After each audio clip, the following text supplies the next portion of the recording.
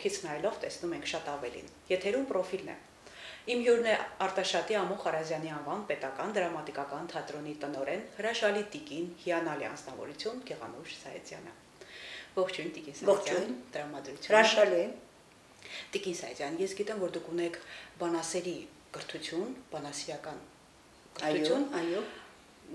Անցել եք բավականին երկար աշխատանքային ուղի եւ հիմա հանգրվանել եք թատրոնում որպես տնօրեն։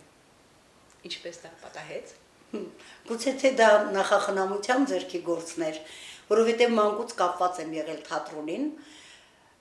Մեծ հայրենականի տարիներին հայրս աշխատել է թատրոնում որպես բեմադրական մասի վարիչ եւ դերասանների, ռեժիսորների հետ սեր բարեկամություն է ունեցել եւ մանկուց թատրոնի դռները կարծես մեզ համար միշտ բաց են եղել։ Իհարկե երբեք չեմ մտածել, որ ես երբևիցե կարող եմ աշխատել թատրոնում որպես տնօրեն, որովհետեւ ստացել եմ բանասիրական կրթություն լրագրողի մասնագիտությամբ, աշխատանքային գործունեությունը սկսել եմ հենց խմբագրությունից, որպես սրբագրիչ, այնուհետև քաղաքի թիվ 1 դպրոցում որպես ավագ ջոկատավար ընդամենը 1 տարի, որից հետո ընտրվել եմ Կոմերիտմիության շրջանային կոմիտեի դպրոցական բաժնի վարիչ եւ այսպես շարունակ։ Իսկ 71-ից անցել եմ իմ մասնագիտական աշխատանքին լրագրողի Արտաշատ շրջանային թերթում, սկզբում որպես գրական աշխատող, այնուհետև բաժնի վարիչ եւ հետո ցկվել են տարիները, դարձել 16, հետո ինձ առաջարկել են աշխատել որպես այն ժամանակ շրջխորհրդի գործկոմ էր կոչվում եւ առաջարկեցին աշխատել շրջխորհրդի գործկոմում որպես մշակույթի բաժնի վարիչ։ Ճիշտն ասած, սկզբում դժվար էր, բայց հեշտ անցա այդ դժվարությունների միջով, հետո այնուհետև շրջգործկոմի լուծարումից հետո մեր ստեղծվեցին մարզպետարանները, մեր շատ լավ բարեկամ մեր հայրենակից Հովիկ Աբրահամյանի կողմից հրավերք ստացա, այն ժամանակ Արտաշատի արդեն քաղաքապետն էր, հրավերք ստացա աշխատելու քաղաքային մշակույթի բաժնում եւ այսպես այնուհետև ձգվեցին 9 երկար տարիներ եւ առաջարկություն եղավ թատրոնում որպես տնօրեն աշխատելու, դա 2005-ն էր արդեն, սկզբում շատ վարանեցի մտածելով կարող եմ արդյոք ղեկավարել այդ դժվարին կոլեկտիվը, այդ դժվարին աշխատանքը, կարող եմ իմ ուսերին տանել, չգիտեմ, ստանձնեցի համենայն դեպս այդ պատասխանատվությունը եւ կարծես թե ստացվեց։ Այո։ Տիկին Սայեթյան, կնոջ համար իսկապես դժվար է ղեկավարել այդպիսի մի հսկայական մշակութային կառույց, ինչպիսին թատրոնն է։ Ինչպես եք կարողանում համատեղել եւ աշխատանքը, եւ ընտանիքը։ Ուրեմն ասեմ, որ 18-19 տարեկանից եմ արդեն քիչ թե շատ ղեկավար աշխատանքի անցել եւ իհարկե երևի թե ամուսնության տարիներն էլ կարող էին ինչ-որ միտեղ խոչընդոտել, խանգարել, բայց այդպես չի եղել։ Եվ չգիտեմ, ինձ ճանաչողները, մոտիկից ճանաչողները գիտեն, որ երբեք չեն խանգարել իրար աշխատանքը եւ ընտանիքը։ Ինձ համար միշտ առաջնայինը եղել է ընտանիքը, սակայն աշխատել եմ որտեղ որ ինձ ինչ-որ բան է վստահվել դրսում աշխատելու, անպայման բարձր մակարդակով անել, որովհետեւ միջակությունը ինձ համար շատ խորթ է եւ միջակություն բացարձակ չեմ սիրում։ Արտաշատցիները ինձ լավ են ճանաչում, գիտեն, որ ինչ բնակավարում եմ, որ աշխատել եմ, փորձել եմ անպայման լավ բան անել, բայց երբեք ոչ ընտանիքի հաշվին։ Երբ երեխաները փոքր էին, մանկապարտեզ, հետո դպրոց, դժվար է եղել։ Երբեմն լուսացրել եմ ամբողջ գիշեր, լվաց կանելով, այն ժամանակ չկային նաև այս տեխնիկական հնարավորությունները,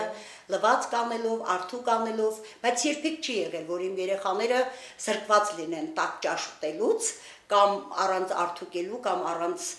կոկիկ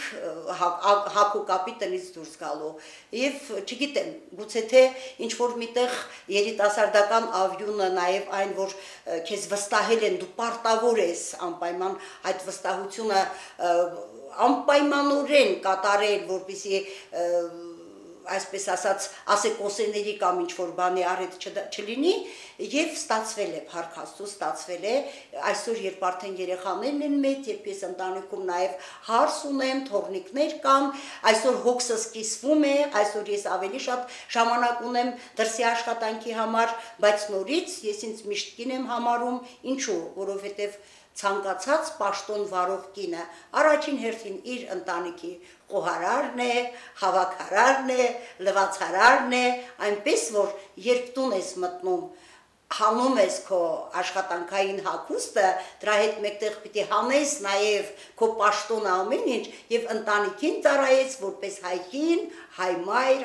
հայ տատիկ, որովհետեւ այլ կերպ չի կարելի համատեղել ընտանիք եւ աշխատանքը։ Երբեք պաշտոնը չպիտի խանգարի ընտանիքին, երբեք։ Տիկին Սայդյան, մի փոքր կպատմեք ձեր ինչպես եք հանդիպել ձեր ամուսնուն, ծանոթացել, հանդիպել, ամուսնացել։ Մեղավորը եղել է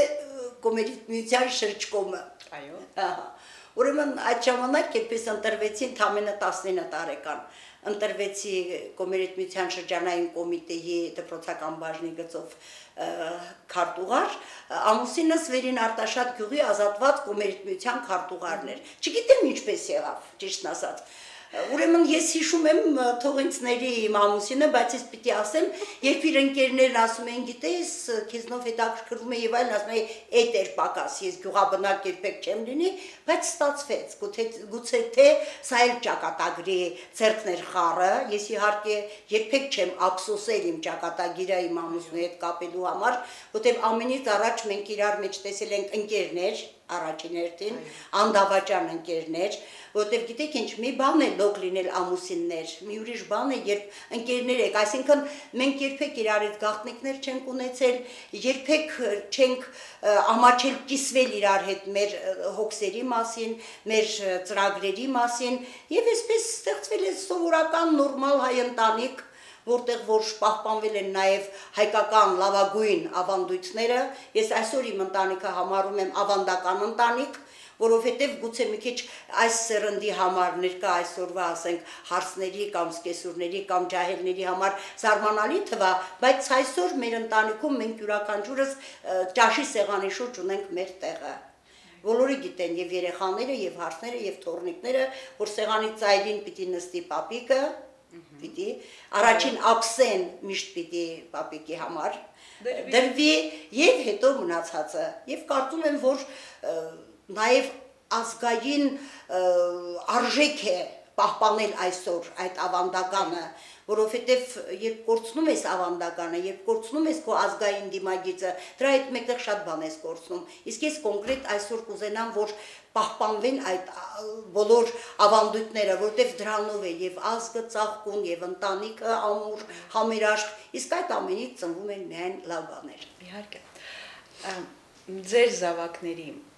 կյանքում որ եղել են շրջադարձային պահեր, թե ուսում, թե աշխատանք, թե ամուսնություն, մի խոսքով այդպիսի կարևոր պահերին, որ ինչքանով է եղել ձեր մասնակցությունը։ Ուրեմն ճիշտն ասեմ, իմ երեխաների դաստիարակության ու կրթության հարցում երևի ավելի շատ ես եմ զբաղվել, ամուսինս էլ աշխատել է միշտ, երկուսս էլ զբաղված են եղել, բայց ինչ որ միտեղ, գիտեք ինչպես, մամաները ավելի շատ են ամեն ինչին խառնվում։ Ես մինչև այսօր էլ իմ ավագ որդին արդեն 43 տարեկան է, փոքրը 40, մենք նաև ընկերներ ենք։ Դեռ մանկուց, այդպես արդեն այդպես սովորել ենք իրարից երբեք ոչինչ չթաքցնել, իրար հետ կիսվել, կապ չունի, որ այսօր իմ զավակները Հայաստանում չեն, մի քիչ հեռու են, բայց միևնույնն է, մենք կիսվում ենք այս հեռավորության վրա էլ, մենք լավ ընկերներ ենք ամենից առաջ եւ հետո իհարկե բնականաբար եւ կրթության հարցում, ճիշտ ասած, ես այս հարցում մեծ սխալ եմ գործել։ Իմ տղաները ուզում էին բժիշկներ դառնալ, բայց եթե մարդիկ հիշում են այդ տարիներին 80-ական թվականներին շատ դժվար էր բժշկական ինստիտուտի ուսանող դառնալը, որովհետեւ շատ հարցեր կային, որ եւ բարեկամական, խնամի, ծանոթակ այդպես բաներ կային կամ պետք է շատ գումար ունենայր, իսկ ես ոչ այն ունեի, ոչ այն։ Եվ իմ երեխաները երկուսն էլ ընտրեցին գյուղատնտեսական կրթությունը, երկուսն էլ ավարտել են գյուղատնտեսական ինստիտուտ, այսօր ոչ մեկն էլ իրեն մասնագիտությամբ չի աշխատում, բայց բոլոր դեպքերում ընդհանուր կրթական մակարդակը նրանց շատ պետք է գալիս եւ գիտեք ինչ եմ ուզում ասել, իմ երեխաներին, քանի որ ես բանասեր եմ, եմ եղել, միշտ աշխատել եմ կապել գիրու գրականության հետ։ Մեկ-մեկ երբ կյանքի դժվարությունների, դժվար պահերին, ասենք, նրանք նեղվել են, միշտ ինձ ասել են՝ «Մամ, ասում էիր Սևակ կարդացեք, Նարեկացի կարդացեք, Սահյան անգիր արեք, չգիտեմ, կարդացեք, շատ կարդացեք, դրանք ձեզ կօգնեն, բայց դրանք մեզ առօրյա կյանքում չեն օգնում»։ Ես իհարկե նրանց հետ երբեք չեմ համաձայնում, որտեղ երբ զրուցում ես նրանց հետ, հասկանում ես, որ նրանք մակարդակ ունեն, որ նրանք կարդացած մարդիկ են, որ նրանք կարող են կյանքի ցանկացած բնագավառի շուրջ իրենց կարծիքը հայտնել գեղեցիկ բառերով, գեղեցիկ հայերենով, իսկ սա ինձ ոչ միայն շոյում է, ոգևորում է, այլև հասկանում եմ, որ այս հարցում երբեք չեմ սխալվել։ Որ խնդրենք մի քարատող մեզ համար ասմունք եք Տիկին Սայաթյան։ Եվ ինձ տեսնելով կարող են ասել, գժվել է ինչ է, իսկ ես էլ կասեմ, այո, գժվել եմ, ինչու չգժվել, իսկ գժվելուց չեն սիրում ու ատում, իսկ գժվելուց չէ փայտը, ճարճատում, մինչև չգժվի ջուրը, չի եռա, հատիկ չի պատրի կեղևը նրան, ծառերն են փտտել, գժվել են անշուշտ, երկիրն է փտտում, գժված է անշուշտ, բարերը մինչև կարգին չգժվեն, երկ չեն դառնալու, սերմերը մինչև կարգին չգժվեն, բերք չեն դառնալու, ախուր էր թե ես միշտ գիշ լինեի։ Շնորհակալություն, հրաշալի էր։ Տիկին Սայաթյան, դուք միշտ կուլիսներից բեմից այն կողմ եք, դուք միշտ նայում եք ներկայացումը, երբևիցե չի եղել ցանկություն, որ դուք ինքներդ գտնվեք բեմում։ Ուրեմն ճիշտ ասած իմ աշխատանքի բերումով ոչ իհարկե որպես դերակատար, բայց ես բեմում հաճախ եմ լինում։ Խոսքի առումով, ասենք միջոցառումներ են եղել, որ ժամանակելույթներ եմ ունեցել եւ այլն, բայց որպես դերասան դպրոցական տարիներին, գիտեք, չգիտեմ ինչու, թատերական խմբակին մի սիրով եմ մասնակցել։ Ակտիվ եմ եղել եւ բարի խմբակի մասնակցել եւ թատերական, երբեք չեմ մոռանա, որ երևի 9 կամ 10-րդ դասարանի աշակերտուհի էի, երբ բեմադրվում էր դպրոցական ինչ-որ ներկայացում, իհարկե ոչ պետական թատրոն, այլ թատերական խմբակը եւ ինձ առաջարկեցին դպրոցի տնօրենի դեր, Դարփինյան էր այդ մի խոսքով դերը այդպես էր կոչվում, դպրոցի տնօրեն Դարփինյան, եւ ես հենց այդ ժամանակ Արտաշատի թատրոնի բեմում խաղացել եմ, բայց ես ուզում եմ ավելի մի քիչ հետ գնալ ու զարմանալիորեն, գիտեք, հենց այնպես ոչինչ չի լինում։ Ամեն հարցում ճակատագրի եւ նախախնամության ձեռքը կա։ Ես 4 տարեկան, մի քիչ գուցե ավելին, հիշում եմ, որ առաջին անգամ Արտաշատի բեմում արտասանել եմ եւ արտասանել եմ Նայիրի Զայրանի խաղաղության աղավնին։ Այսօր էլ հիշում եմ, որ այդ ժամանակ չկային ոչ հիմա գեղեցիկ տիկնիկները, մի մերկ տիկնիկ էին տվել մի ձեռքս, իսկ մյուս ձեռքից ոտքերը կապած խաղաղության աղավնին էր ու արտասանելուց հետո ես աղավնում պիտի բաց թողնեի։ Հետո երբեք չեմ մոռանա, որ ես մտածում էի այդ տիկնիկը ինձ պիտի նվիրեն, բայց չնվիրեցին։ Չնվիրեցին, ինչու՞։ Չգիտեմ, չնվիրեցին, ինչ-որ մեկին էր այդ տիկնիկը ու վերցրեցին տարան։ Ես մինչև այսօր, չգիտեմ, դա եւ գեղեցիկ հիշողություն է եւ ինչ-որ միտեղ մանկության այդ դահարը բա, որ այդ տիկնիկը չգիտեմ ինչու ինձ չնվիրեցին։ Գուցե թե այդ ժամանակ է նախախնամությունը որոշել, որ ես իմ աշխատանքային վերջաբանը պիտի ունենամ Արտաշատի թատրոնում, չեմ կարող ասել։ Երբ առավոտյան գալիս եք աշխատանքի, բացում եք թատրոնի դռները, ինչ զգացում եք ունենում, ինչ եք ապրում։ Ուրեմն ես այստեղ էլ կուզենամ մի 7 տարի հետ գնալ։ Երբ արդեն տվեցի իմ համաձայնությունը թատրոնի տնօրեն աշխատելու, բնականաբար նախարարությունից եկան եւ պիտի ինձ ներկայացնեին կոլեկտիվին, թեև այդ կոլեկտիվի հետ ես մշակույթի բաժնի վարիչ աշխատած ժամանակ միշտ շփվել եմ, բոլորը ինձ գիտեին, ես բոլորին գիտեի, բայց որպես տնօրեն սա արդեն մի ուրիշ բան էր։ Ես մոտեցա, համբուրեցի սյունը, դրան, այդպես ու ներս մտա։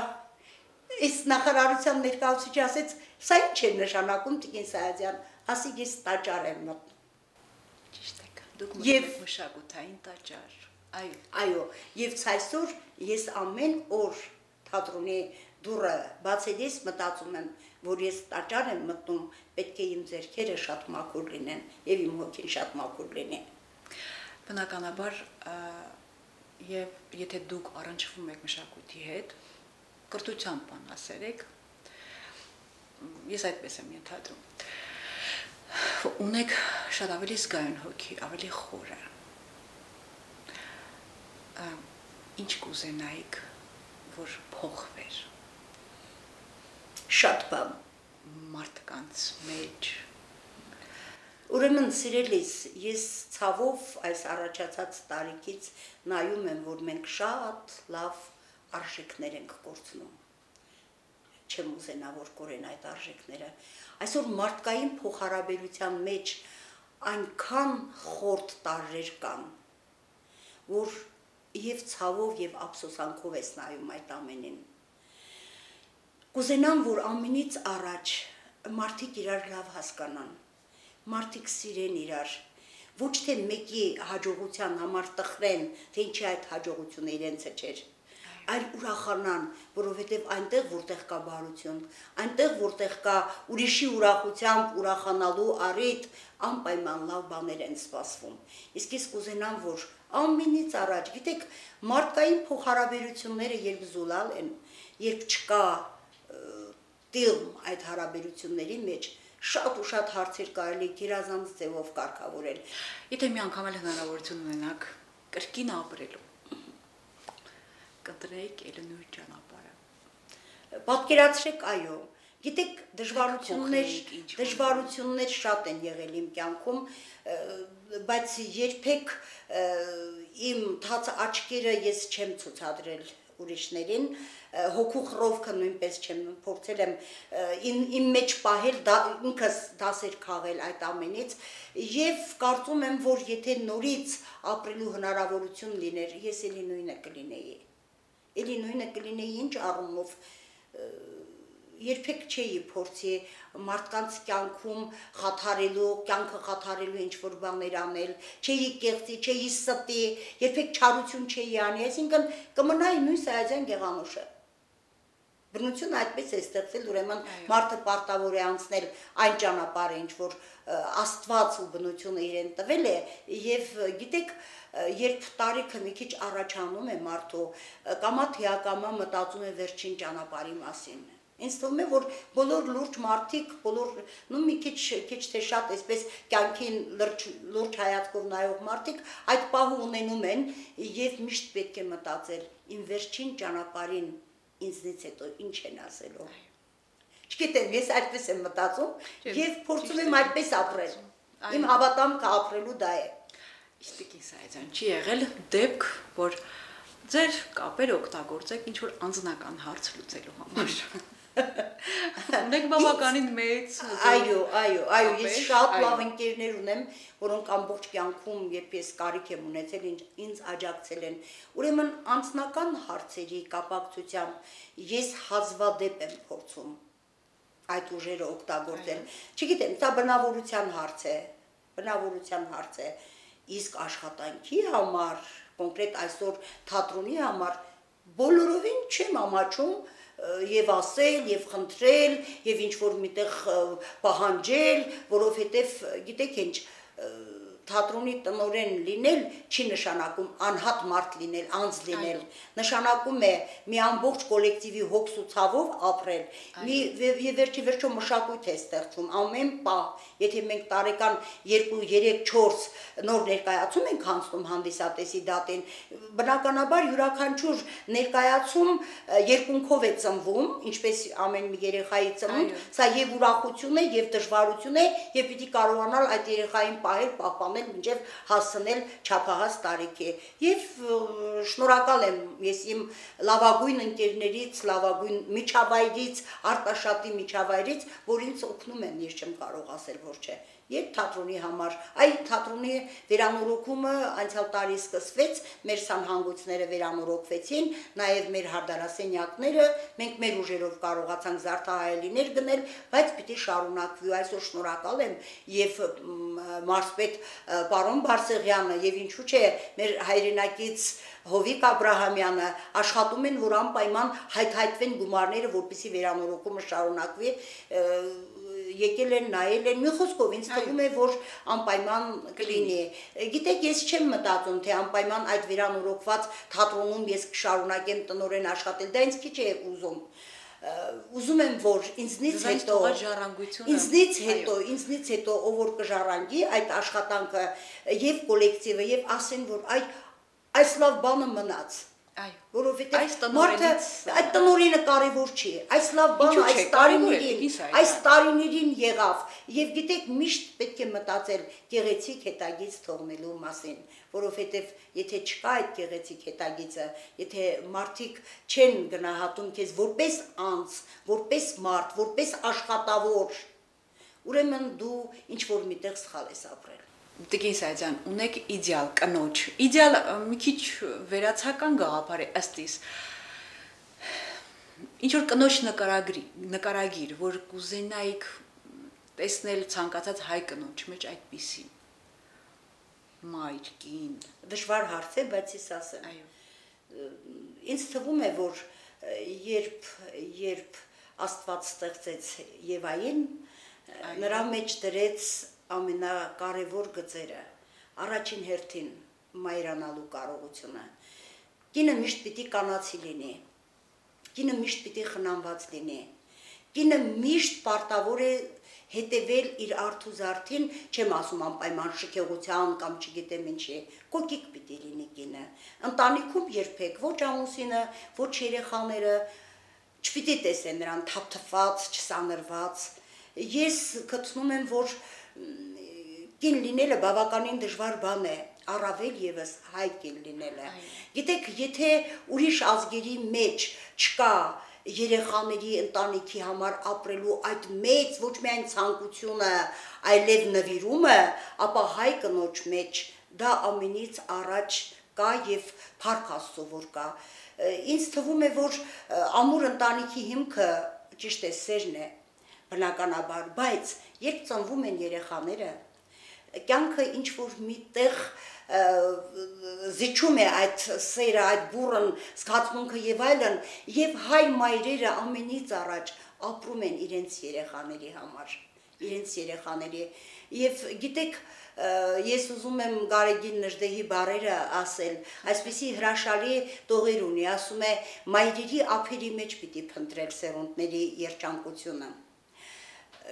Եվ սրա մեջ շատ մեծ իմաստ կա, նա եւս ասում է, վստահենք երիտասարդության դաստիարակությունը հայ մայրերին եւ մենք կունենանք խորապես հայրենասեր սերունդ։ Սա մեծ փիլիսոփայի, իսկապես կենսափիլիսոփայության, այսպես դրսևորումն են այդ արտահայտությունները եւ իսկապես այդպես է։ Գիտեք, հիշենք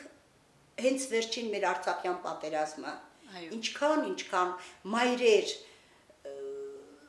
սև հագան, բայց էությամբ չկոտրվեցին, որովհետև հայրենիքի համար մեռնելը ոչ միայն հերոսություն է, ոչ միայն սրբություն է, ոչ միայն անմահություն է, այլև յուրաքանչյուր մայր, երբ երեխա, հատկապես երբ տղա երեխա է ունենում, պիտի մտածի, որ զինվորն է հայրենիքի եւ այդ զինվորը պարտավոր է անպայման կռվի գնալ։ Գիտեք, իմ ավակ որդին ծառայում էր սովետական բանակում 88-ին, ծառայում էր Բաքվում։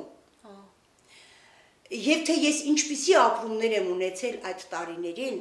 այդ ժամանակահատվածում, Աստված գիտի, բայց ես միշտ մտածում էի, հնարավոր չի, ես երբեք վատ բան չեմ արել, իմ երեխային թշնամու գնդակը չի կպչելու։ Հետո երբ տղաս վերադարձավ բանակից, ամբողջ 2-3 ամիս նա ձեռքերը գլուխը առնում էր ձեռքերի մեջ ու անընդհատ մտահոգ էր, ոչ մի կերպ չէի կարողանում։ Եվ ես ստիպված դիմեցի հոգեբանի, ասեց խոսեցրեք թող պատմի, որովհետև հետո երբ սկսեց պատմել, թե Բաքվում ինքը տանկիստ է եղել, հա, թե ինչպես են այդ կրակով բռնկված բենզինի շշերը լցրել իրենց, շպրտել իրենց վրա եւ այլն, իսկ իմ տղան երբեք չի դժգոհել, երբեք չի գրել, որ ինչ որ այդպիսի բաներ են, միայն գրում էր՝ մամ, ամեն ինչ լավ է, մենք ապահով ենք, ապահով ձեռքերում ենք, Իսկ երբ նա տուն էր վերադառնում բանակից արդեն զորացրված, ժամանակ գնացքները դեռ աշխատում էին, ուրեմն ճանապարհին ադրբեջանական այդ ելուզակ ասեմ, ուրիշ բառ չեմ կարող ասել, զգացել են, որ հայ է եւ փորձել են իջեցնել գնացքից։ Եվ գիտեք իհարկե, ինչքան էլ որ մենք ասենք այսօր Ադրբեջանը եւ այլն, բայց ամեն տեղ լավ մարդը մնում է լավ մարդ։ Մի տարիքավոր ադրբեջանցի կանչել էր տղայիս, նստեցրել էր կողք ու ասել էր տղաս, նստիր, ես կասեմ, որ դու իմ բարեկամն ես ու չասես, որ հայ ես։ Եվ այդպես երեխան եկավ անփորձանք տուն ասավ, իհարկե այդ մարդը եթե կա թող Աստված նրան երկար կյանք տա բոլոր բարի մարդկանց։ Եվ կարծում եմ, որ հայ մայրերը առյուծներ են ծնում եւ ոչ թե կատուներ, էլի նժդեհի բառերն են, որովհետեւ առանց կորյունների չի կարող ազգը հարատևել։ Այսօր էլ գիտեք պարտադիր չի միայն ռազմի դաշտում, երբ յուրաքանչյուր մարդ իր տեղում լավ է աշխատում, մի ծեղ է դնում մեր հայրենիքի հզորացման այդ մեծ կառուցման շևը վրա, նշանակում է նա արժանի է։ Իսկ մենք, ես գիտեմ, ես շատ եւ հայրենասեր եմ եւ հայապաշտ եմ, ես գիտեմ, որ վաղը մենք շատ ավելի գեղեցիկ ու լավ Հայաստանում ենք ապրելու, քան այսօր։ Եվ գիտեք, մեկ-մեկ ինձ ասում են, շատերն են գնում, ես չեմ կարող գնալ։ Ես իմ փոշոտ արտաշատը ոչ մի չգիտեմ ինչ քաղաքի հետ չեմ փոխի, որովհետև եթե անգամ գնում եմ հանգստանալու կամ ինչ որ միտեղ 15 օր անցնում է, ես կարոտում եմ, ասում եմ ուզում եմ մեր տան պատի տակ դրված այդ քարը։ Հա ինչպես Սահյանն է ասում, մեր տան պատից մի քար լիներ նստեի վրան ու պատմեի անտուն կյանքիս հեքիաթը նրան այդպես է։ Շնորհակալություն Տիկին Սայդյան։ Կրկին հիշեցնեմ, որ իմ հյուրն էր Արտաշատի Ամու Խարազյանի անվան պետական դրամատիկական թատրոնի տնօրեն Գևանուշ Սայդյանը։ Կհանդիպենք